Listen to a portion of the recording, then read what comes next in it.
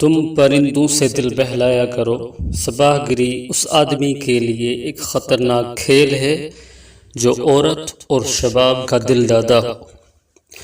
یہ الفاظ اپریل 1175 میں صلاح الدین ایوبی نے اپنے چچا زاد بھائی خلیفہ الصالح کے ایک امیر سیف الدین کو لکھے تھے۔ انفو ڈی ٹی وی کے معزز دوستو، السلام علیکم۔ آج ہم شروع کریں گے پہلا ایپیسوڈ عورت اور ایمان کی محرکہ آرائیاں۔ یہ الفاظ اپریل 1175 میں سلطان ایوبی نے ایک خط میں اپنے چچا زاد بھائی کو لکھے تھے۔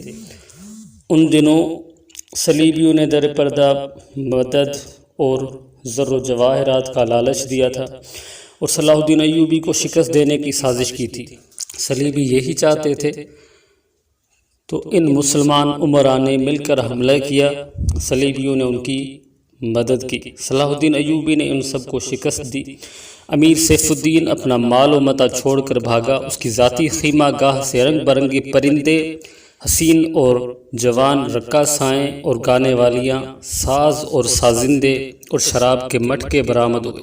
صلاح الدین ایوبی نے پرندوں کو، ناچنے گانے والیوں کو اور ان کے سازندوں کو رہا کر دیا اور امیر سیف الدین کو یہ خط لکھا کہ تم دونوں نے کفار کی پشت پناہی کر کے ان کے ہاتھوں میرا نام و نشان مٹانے کی ناکام کوشش کی، مگر یہ نہ سوچا کہ تمہاری یہ سازش عالم اسلام کا بھی نام و نشان مٹا سکتی ہے۔ تم اگر مجھ سے حسد کرتے تھے تو مجھے قتل کرا دیا ہوتا۔ تم مجھ پر 2 قاتلانہ حملے کرا چکے ہو، دونوں ناکام رہے۔ اب ایک اور کوشش کر کے دیکھو، ہو سکتا ہے کہ تم کامیاب ہو جاؤ۔ اگر تم مجھے یہ یقین دلا دو کہ میرا سر میرے تن سے جدا ہو جائے تو اسلام اور زیادہ سر بلند ہوگا، تو رب کعبہ کی قسم میں تمہاری تلوار سے اپنا سر کٹواؤں گا اور تمہارے قدموں میں رکھ دینے کی وصیت کروں گا۔ میں تمہیں صرف یہ بتا دینا چاہتا ہوں کہ کوئی غیر مسلمان کا دوست نہیں ہو سکتا۔ تاریخ تمہارے سامنے ہے، اپنا ماضی دیکھو۔ شاہ فرینک اور ریمنڈ جیسے اسلام دشمن صلیبی تمہارے دوست صرف اس لیے بنے کہ تم نے انہیں مسلمانوں کے خلاف میدان میں اترنے کی شہ اور مدد دی تھی۔ اگر وہ کامیاب ہو جاتے تو ان کا اگلا شکار تم ہوتے، اور اس کے بعد ان کا یہ خواب بھی پورا ہو جاتا کہ اسلام صفحہ ہستی سے مٹ جائے۔ تم جنگجو قوم کے فرد ہو، فن سپاہ گری تمہارا قومی پیشہ ہے۔ ہر مسلمان اللہ کا سپاہی ہے، مگر ایمان اور کردار بنیادی شرط ہے۔ تم پرندوں سے ہی دل بہلایا کرو، سپاہ گری اس آدمی کے لیے خطرناک کھیل ہے جو عورت اور شباب کا دل دادا ہو۔ میں تم سے درخواست کرتا ہوں کہ میرے ساتھ تعاون کرو اور میرے ساتھ جہاد میں شریک ہو جاؤ۔ اگر یہ نہ کر سکو تو میری مخالفت سے باز آ جاؤ، میں تمہیں کوئی سزا نہیں دوں گا۔ اللہ تمہارے گناہ معاف فرمائے۔ صلاح الدین۔ ایک یورپی مورخ لین پول لکھتا ہے کہ صلاح الدین ایوبی کے ہاتھ جو مال غنیمت لگا اس کا کوئی حساب نہیں تھا۔ جنگی قیدی بھی تھے، بے انداز تھے۔ ایوبی نے تمام تر مال غنیمت 3 حصوں میں تقسیم کیا۔ ایک حصہ جنگی قیدیوں میں تقسیم کر کے انہیں رہا کر دیا، دوسرا حصہ اپنی فوج اور غریبوں میں تقسیم کیا، اور تیسرا حصہ مدرسہ نظام الملک کو دے دیا۔ اس نے اسی مدرسے سے تعلیم حاصل کی تھی، نہ خود کچھ رکھا نہ اپنے کسی جرنیل کو کچھ دیا۔ اس کا یہ نتیجہ ہوا کہ جنگی قیدی جن میں بہت سے مسلمان تھے اور باقی غیر مسلم، رہا ہو کر صلاح الدین ایوبی کے کیمپ میں جمع ہو گئے اور اس کی اطاعت قبول کر کے اپنی خدمات اس کی فوج کے لیے پیش کر دی۔ ایوبی کی کشادہ ظرفی اور عظمت دور دور مشہور ہو گئی۔ اس سے پہلے حسن صباح کے پراسرار فرقے فدائی، جنہیں یورپی مورخوں نے قاتلوں کا گروہ لکھا ہے، صلاح الدین ایوبی پر 2 قاتلانہ حملے کر چکے تھے، لیکن خدائے ذوالجلال کو اپنے اس عظیم مرد مجاہد سے بہت کام لینا تھا۔ دونوں بار ایک معجزہ ہوا کہ اسلام کا یہ محافظ بال بچ گیا۔ اس پر تیسرا قاتلانہ حملہ اس وقت ہوا جب وہ اپنے مسلمان بھائیوں اور صلیبیوں کی سازش کی چٹان شمشیر سے ریزہ ریزہ کر چکا تھا۔ امیر سیف الدین میدان سے بھاگ گیا، مگر وہ صلاح الدین ایوبی کے خلاف حسد اور کینے سے باز نہ آیا۔ اس نے حسن بن صبا کے قاتل فرقے کی مدد حاصل کر لی۔ یہ فرقہ ایک مدت سے اسلام کی آستین میں سانپ کی طرح پل رہا تھا۔ اس کا تفصیلی تعارف بہت ہی طویل ہے۔ مختصر یہ کہ جس طرح زمین سورج سے الگ ہو کر گناہوں کا گہوارہ بن گئی ہے، اسی طرح حسن بن صبا نام کے ایک آدمی نے اسلام سے الگ ہو کر نبیوں اور پیغمبروں والی عظمت حاصل کرنے کا منصوبہ بنایا۔ مختصر یہ کہ جس طرح وہ اپنے آپ کو مسلمان ہی کہلاتا رہا اور ایسا گروہ بنا لیا جو طلسماتی طریقوں سے لوگوں کو اپنا پیروکار بناتا تھا۔ اس مقصد کے لیے اس گروہ نے نہایت حسین لڑکیاں، نشہ آور جڑی بوٹیاں، ہپناٹزم اور چرب زبانی جیسے طریقے اختیار کیے۔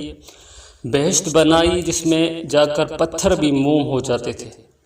اپنے مخالفین کو ختم کرنے کے لیے قاتلوں کا ایک گروہ تیار کیا۔ قتل کے طریقے خفیہ اور پر اسرار ہوتے تھے۔ اس فرقے کے افراد اس قدر چالاک، ذہین اور نڈر تھے کہ بھیس اور زبان بدل کر بڑے بڑے جرنیلوں کی باڈی گارڈ تک بن جاتے تھے، اور جب کوئی پر اسرار طریقے سے قتل ہو جاتا تھا تو قاتلوں کا سراغ ہی نہیں ملتا تھا۔ کچھ عرصے بعد یہ فرقہ قاتلوں کا گروہ کے نام سے مشہور ہو گیا۔ یہ لوگ سیاسی قتل کے ماہر تھے، زہر بھی استعمال کرتے تھے جو حسین لڑکیوں کے ہاتھوں شراب میں دیا جاتا تھا۔ بہت مدت تک یہ فرقہ اسی مقصد کے لیے استعمال ہوتا رہا۔ اس کے پیروکار فدائی کہلاتے تھے۔ صلاح الدین ایوبی کو نہ حسین لڑکیوں سے دھوکہ دیا جا سکتا تھا اور نہ شراب سے۔ وہ ان دونوں سے نفرت کرتا تھا۔ اسے قتل کرنے کا یہی ایک طریقہ تھا کہ اس پر قاتلانہ حملہ کیا جائے۔ اس کے محافظوں کی موجودگی میں اس پر حملہ نہیں کیا جا سکتا تھا۔ 2 حملے ناکام ہو چکے تھے۔ اب جب کہ صلاح الدین ایوبی کو یہ توقع تھی کہ اس کا چچا زاد بھائی امیر سیف الدین اور الصالح دونوں شکست کھا کر توبہ کر چکے ہوں گے، انہوں نے انتقام کی ایک اور زیر زمین کوشش کی۔ صلاح الدین ایوبی نے اس فتح کا جشن منانے کے بجائے حملے جاری رکھے اور 3 قصبوں کو قبضے میں لے لیا۔ ان میں غازہ کا مشہور قصبہ بھی تھا۔ اسی قصبے کے گرد و نواح میں ایک روز صلاح الدین ایوبی امیر جاول اسدی کے خیمے میں دوپہر کے وقت غنودگی کے عالم میں سستا رہا تھا۔ اس نے اپنی وہ پگڑی نہیں اتاری تھی جو میدان جنگ میں اس کے سر کو صحرا کے سورج اور دشمن کی تلوار سے محفوظ رکھتی تھی۔ خیمے کے باہر اس کے محافظوں کا دستہ موجود اور چوکس تھا۔ باڈی گارڈز کے اس دستے کا کمانڈر ذرا سی دیر کے لیے وہاں سے چلا گیا۔ ایک محافظ نے صلاح الدین ایوبی کے خیمے کے گرے ہوئے پردوں میں سے جھانکا۔ اسلام کے عصمت کے پاسبان کی آنکھیں بند تھی۔ وہ پیٹھ کے بل لیٹا ہوا تھا۔ اس محافظ نے باڈی گارڈز کی طرف دیکھا۔ ان میں سے 3-4 باڈی گارڈ نے اس کی طرف دیکھا۔ محافظ نے اپنی آنکھیں بند کر کے کھولی۔ 3-4 محافظ اٹھے اور دوسروں کو باتوں میں لگا لیا۔ محافظ خیمے میں چلا گیا، کمر بند سے خنجر نکالا، دبے پاؤں چلا اور چیتے کی طرح سوتے ہوئے صلاح الدین ایوبی پر جست لگائی۔ خنجر والا ہاتھ اوپر اٹھا۔ عین اس وقت صلاح الدین ایوبی نے کروٹ بدل لی۔ یہ نہیں بتایا جا سکتا کہ محافظ خنجر کہاں مارنا چاہتا تھا، دل میں یا سینے میں، مگر ہوا یوں کہ خنجر صلاح الدین ایوبی کی پگڑی کے بالائی حصے میں اتر گیا۔ تو دوستو، ویڈیو بہت طویل ہو جائے گی، اس وجہ سے انشاءاللہ اس کی دوسری ایپیسوڈ بہت ہی جلد آپ کو دیکھنے کے لیے ملے گی۔ ویڈیو اچھی لگی تو اس کو لائک کیجئے اور چینل کو سبسکرائب کیجئے۔ بہت جلد ملیں گے سیکنڈ ایپیسوڈ میں، تب تک خدا حافظ۔